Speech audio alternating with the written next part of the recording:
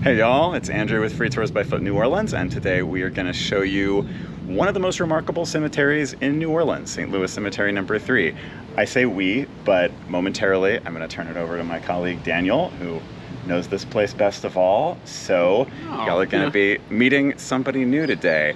So Daniel, knowing this and the other cemeteries in town as you do you have a feel for why when someone comes to New Orleans, visiting a cemetery is one of the things you're just supposed to do? Boy, I get this question a lot. I think the best way to understand it is something we've talked about before in meetings and discussions and stuff like that. I mean, I always call New Orleans charmingly dysfunctional, right? But every time I get people into one of these cemeteries, I get to actually show them a place that actually functions the way it's designed to function. Yeah. And it's like we built these cemeteries mostly for land use efficiency and to make sure that we could put as many people into them as possible. I mean, the tombs are incredibly efficient if you're looking to bury massive amounts of people. So this is something you get to come into and say, this actually works. Also, I love that. Yeah, and you go to the rest of the country, you're not going to see anything like this. I mean, it's, you travel around a lot of America, and so much of America has such a homogeneous appearance to it, where you get miles and miles of strip malls and stuff like that. You come to something like a New Orleans cemetery, I mean, you're going to see something that isn't replicated in the rest of the country. Absolutely. And this cemetery is pretty remarkable for its visuals, and so there's definitely going to be some of that element here. And absolutely. If y'all want to get into the details of how this whole method works, we do get into the nitty-gritty of that in another video we did on cemeteries, focusing on Metairie Cemetery. So certainly you can give that a watch as well if you want to get more of a feel for how this thing that works so well. Right. I don't know, besides that, what's what would you say out of the dozens of cemeteries we have in town, why this one in particular? What I love about this one is I think that this one is incredibly diverse. I think there's a lot of different kinds of people here. If you're talking, race, ethnicity, background, I mean, any metric you could imagine, you've got it pretty much represented in this cemetery. So I really don't think that you can take the people in the cemetery, and say, oh, okay, these are the people who are buried here. They're from this particular group. Like if you go to St. Patrick's Cemetery, where a lot of the, Irish, a lot of my descendants are buried, I mean, it's mostly going to be, if we took a tour of that one, it would say, okay, this person's a police officer, this person's a firefighter, and, this person was a day laborer. But with a cemetery like this, and bear in mind, this is one of the most active cemeteries in all of New Orleans. I mean, this cemetery sees hundreds of burials per year. It pulls from a very diverse group of the entire city. I mean, you have Americans here, you have Creoles, you have Cajuns, you've got free people of color. I mean, heck, all the way in the back of the cemetery is an entire tomb that's filled with nothing but people from the Hellenic society, Greeks of New Orleans. Yeah. So yeah, you have a lot of representation in this cemetery. So, and what you're going to see today, this place is massive. That's one of its distinguishing traits too. And so Daniel's going to give y'all a sense of part of it, a fairly small part of it. We would need several videos. And they might happen. If y'all want them to happen, they might happen. So let us know if you'd like to see more of this. Yeah. And you show people around here in person too, yeah? Correct. I do this tour. It's 9:30 in the morning. I do it every Friday and Saturday. So, if you go on Free Tours by Foot and you book this particular tour and you book it on a Friday or Saturday, overwhelmingly 95% of the time you're going to get me. And and you'd also be seeing Bayou St. John, the beautiful neighborhood right around here as well. Yeah, which is definitely well worth it too. Yeah. Cool. So we're going to go ahead and I'm going to get out of the way and let Daniel get it started. So y'all are about to see St. Louis 3 through the expert's eyes. And if y'all enjoy what you get today, if you would like Daniel to come back again, show him a warm welcome in the comments down below, and y'all will find his tip information if you really want to get him excited about spending more time on the channel down there too. Ready? Born ready. Let's do it. Okay, everybody. So we're going to go ahead and head on into St. Louis Cemetery number 3. I think the best way to really understand where the cemetery comes from is, unfortunately, to talk about a sort of incredibly sad year in New Orleans history. Actually, in 1853, New Orleans was actually rocked by a terrible, terrible yellow fever epidemic. And this yellow fever epidemic killed, we believe, somewhere around 8,000 to 10,000 people in the city of New Orleans. So burials in almost every active cemetery in the city got completely overwhelmed. So when this happened, the Catholic Archdiocese of the city decided that they needed to find more burial space. So they picked this spot right down here at the very end of Esplanade Avenue. They acquired the land, and then they started to break ground here on St. Louis Cemetery number 3. And this cemetery began in 1854, but then, you know, how shall we say, once it really got going, it really got going. So it was quite a few burials in this cemetery. And as I mentioned before when we were talking to Andrew, the cemetery is incredibly diverse, you know, so because it's one of the more active cemeteries and one of the largest by landmass that's actually within the city of New Orleans, it's seen a lot of burials of a lot of different people pretty much over the years. And to start with here, I want to talk about pretty much a man and his wife here who are really not actually here. As you can see, this monument is erected in the memory of James Gallier, architect of the city of New Orleans, born at Ravensdale, Ireland, July 24th, 1798. This was put up by his son as a tribute to his genius, integrity, and virtue, and of Catherine Maria Robinson, now born at Bauer, Massachusetts, wife of James Gallier. As you can see, it says they were lost in the steamer Evening Star, which foundered on the voyage from New York to New Orleans, October 30th, 1866. James Gallier was actually, this is of course a monument to James Gallier Sr. He was born in Ireland, came to New Orleans, and actually became one of the most prominent architects in the city. And we actually have a building in downtown New Orleans called Gallier Hall, which was considered to be pretty much one of his really prime achievements during his time in New Orleans. Well, this Evening Star tragedy is actually going to happen long after he's retired. He's on the Evening Star, which actually made the trip from New York to Havana, Cuba, and then to New Orleans. Well, when he's on board, he is actually making his way from New York down to Havana, and right off the coast of Georgia, the Evening Star actually sailed right into a hurricane. Everything got completely overwhelmed. The boat actually ended up cracking in half, and of over 300 people on board, the estimates are somewhere around maybe about 30 survivors. And what was the big scandal about the Evening Star at the time was that most of the survivors were actually crew members, which is, you know, of course, contrary to what we think about when we think of, you know, women and children first and stuff like this, because a lot of the people who were on board were also prostitutes. And many of those prostitutes actually also didn't survive the wreck of the Evening Star. According to an eyewitness, James Gallier was actually in the middle of the boat when the boat actually cracked in half. So according to at least 2 eyewitnesses, he fell between the cracks in the boat when it fell apart, and that is unfortunately when James Gallier met his end, although his wife, Catherine Robinson, we're not 100% certain what happened to her, although we are certain that she did not survive the wreck of the Evening Star. It's considered one of the 25 worst naval disasters in U.S. history, and unfortunately, you know, most of the crew, in a desperate attempt to try to save themselves, actually turned on the passengers. So really very, very sad. I actually read one time that James Gallier Jr., he decided after his father passed that he was going to do a massive obituary in the newspaper. So he did, you know, really, really big announcement and all these things. And his obituary actually said that he had wished that his father had chosen better company, which of course is pretty much a, how shall we say, direct reference to the fact that the ship was loaded with prostitutes when it went down.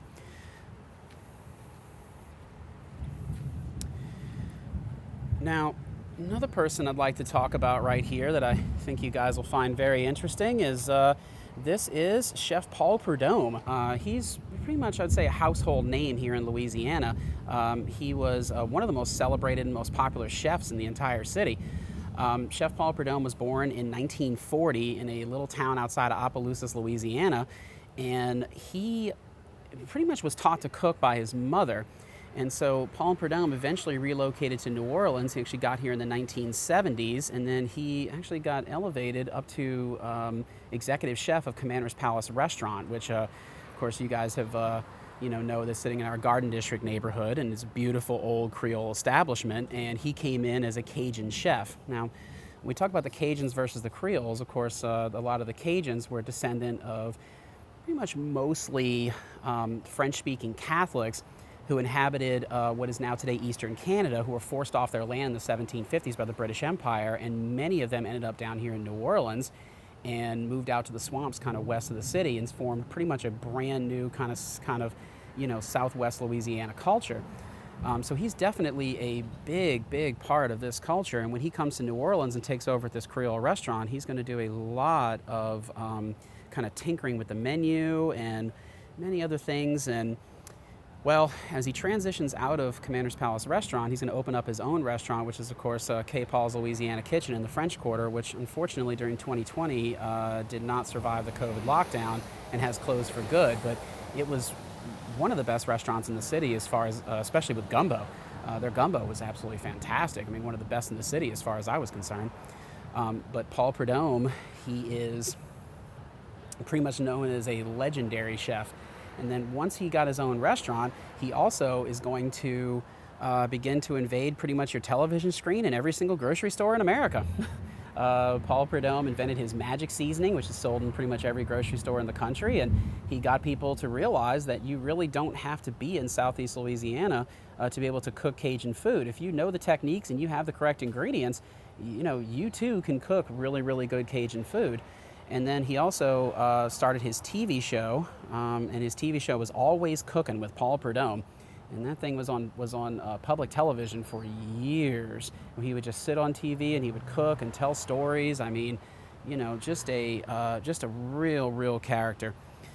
He died in 2015, and of course, absolutely revered for everything that he had done for New Orleans history and food culture, and just a guy who was absolutely beloved by almost everybody that knew him.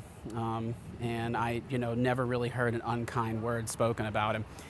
And when you speak to New Orleanians who were, alive during the kind of the Paul Prudhomme culinary revolution of the city, you realize that there are things today that you guys enjoy that really do go back to Paul Prudhomme.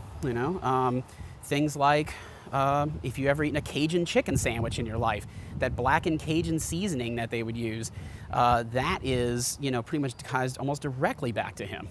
So this is somebody who has influence your cuisine or influence what you eat, whether you know it or not at this point, and definitely had huge influence on what we would call pretty much the persona of the celebrity chef in the city of New Orleans. And not only that, but nationwide.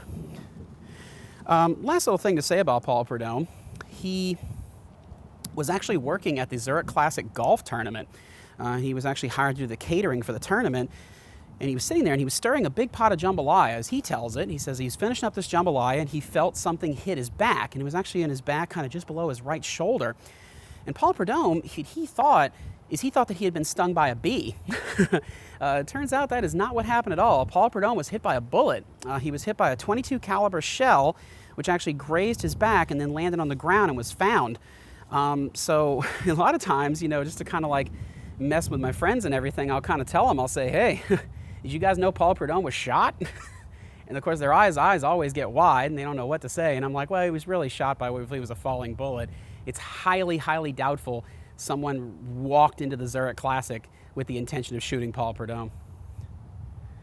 Well, I wanted to bring you guys to this one right here. This is actually called the Sisters of Mount Carmel. As you can see, if you look at the very front of it right here, pretty much from absolutely top to bottom, you will see that this particular tomb is actually filled with nuns. Now, these nuns that are actually inhabiting this tomb are, of course, part of Catholic congregations and actually form sometimes what we refer to in New Orleans history as societies. Now, the society tombs of New Orleans are very important to our burial history because societies didn't necessarily have to be part of the Catholic Church or part of Catholicism. A lot of those societies were actually tied a lot to like ethnicity and, culture, and in many cases also, whatever you did for a living. Like there's baker societies and, Irish societies, Italian societies. And those societies too would also sometimes be referred to as what they called social aid and pleasure clubs. Now, the social aid and pleasure clubs of New Orleans, those will be very predominantly African American because a lot of African American people in New Orleans were really not given access to any level of insurance or access to banking or anything of that nature. So they banded together and formed these places as kind of like mutual aid organizations. And so if you were ended up in the hospital and you needed your hospital bills to be paid for, the society or the organization would help you with that. Now, also, so that's part of why they formed firefighters associations, and some of them were also tied directly to unions. So if you had union membership, you would pretty much be able to, how shall we say, go and join that organization, join that union, and then when you died, they would actually provide your burial for you in one of these massive tombs that we have. So this is something that was very, very, very beneficial to a lot of the people in New Orleans, and like I said, people who heavily, heavily benefited from joining these societies, whether it was part of their occupation or ethnicity. Now, another thing I want to point out right here too is that coming into view over here, when we get past this mausoleum, you actually see this very, very large building over here. And this very, very large building that you see right here was actually originally built as a retirement home that overlooked a cemetery. So, can't help but think that's a bit cold, huh? However, today they've actually been made it into apartments. And I gotta say, there'd be part of me, as much as I love being in these cemeteries, that I would love nothing more than to live in a place that overlooked a cemetery. But once again, that's just me. So I also wanted to bring you guys back over here, and I want to talk about what we refer to as wall vaults. Now, these wall vaults right here, this was kind of, you could say, an alternative to a lot of the traditional burial that we did in a lot of the other parts of New Orleans. These wall vaults actually have a pretty reasonable capacity. Many of these can fit actually several different family members. However, many of them would be, final resting places.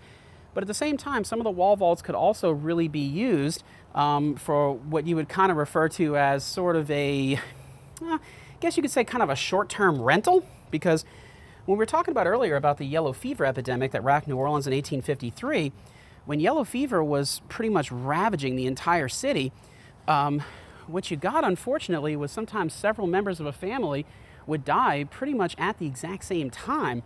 And it's a very unfortunate position we found ourselves in during a lot of those yellow fever epidemics. And when those breakouts would happen, we would be in real, real big trouble. So what happened is we would take those wall vaults and we would actually put family members in that. They would spend their, 1 year time. And then once their 1 year time was up, they would actually be transferred over to a family tomb. So of course this is, explained a little bit more detail in our video about burials, but yeah, this was very, very common to be used in New Orleans, and actually a lot of my family members are actually buried in some of those society tombs, and also in some of those wall vaults. So, like I said, very, very common. Now, coming up right over here, bring you guys by a few more beautiful tombs right here, and I've actually got quite a good one here for you. All right, now this is personally one of my favorite people in this entire cemetery. Now this is a man, and you can kind of get in real close here, and you can see his name right there on the bottom. His name is Ernest J Bellock. Now, E.J. Bellock, he was actually born in the 1870s. Now, born in the 1870s here in New Orleans, he was actually born to a very wealthy Creole family, and he took an interest in photography. Now, taking an interest in photography meant that being from a wealthy family, he could actually afford to have this interest in photography. By buying him the studio, he became a working photographer in New Orleans, so if you wanted to go to him to have your family's portrait taken, he could do that. Well, he died in 1949 to not a whole lot of fanfare. However, let's just say he turns out to be more important than maybe people gave him credit for at the time. So after he passed away, his brother, who was a Jesuit minister, is going to find his negatives, and they find out that thousands of his pictures were actually of a place called Storyville. Now, Storyville was the red light district of New Orleans from 1898 until about 1917. Now, that red light district was very, very infamous for its rowdiness, and it's also mostly well known for helping to popularize jazz music in the city of New Orleans. So when this happens, when he dies and his brother finds those negatives, he sees what effectively are, artistically done pictures of of prostitutes who pose naked for Ernest Bellock, or in some cases, they pose just playing with their dogs and playing cards and doing pretty normal things. Well, his brother decided the pictures were lewd and destroyed most of his negatives. So E.J. Bellock's collection was mostly lost. And unfortunately, only 89 of his negatives, as far as I know, have actually been recovered. Now, many of them were recovered in the 1970s, and they were put on display at the Met, and the Bellock opening at the Met was hugely attended. And that's because he got some of the only known photographs of Storyville of people who mostly didn't want to be photographed. And there weren't a lot of pictures taken of Storyville anyway, because most people didn't want to be photographed being at Storyville. So E.J. Bellock, unfortunately, even though we have such a limited collection of his photographs, I really urge you guys to look a lot of them up. They are absolutely gorgeous pictures. I read somewhere that he is considered to be, of course this was the opinion of the writer, that he's considered to be one of the 50 greatest photographers America's ever produced. And unfortunately though, because of the actions of his brother, we lost a lot of his collection. But his pictures are, I would say, pretty famous, the ones that actually survived his brother's wrath. So I definitely urge you guys to take a look at those and, just realize that some of these pictures are very, very modern in their feel, but they're taken in the, early 20th century all the way up to 1917. So definitely someone who I feel like deserves a lot of recognition in this particular cemetery. Y'all, thank you for watching. Give Daniel a shout out down in the comments. If you'd like to find his tip information, it's in the description down below, or you can hit the thanks button right under the video. We've also got so many other stories in this cemetery, so if you'd like to see more, let us know and we'll make it happen. You can also go to the Free Tours by Foot New Orleans website to sign up for an in-person tour of St. Louis Cemetery No. 3 and the Bayou St. John neighborhood. And while you're here, check out our other cemeteries video for more information about how these things work, more New Orleans characters, and more beautiful architecture.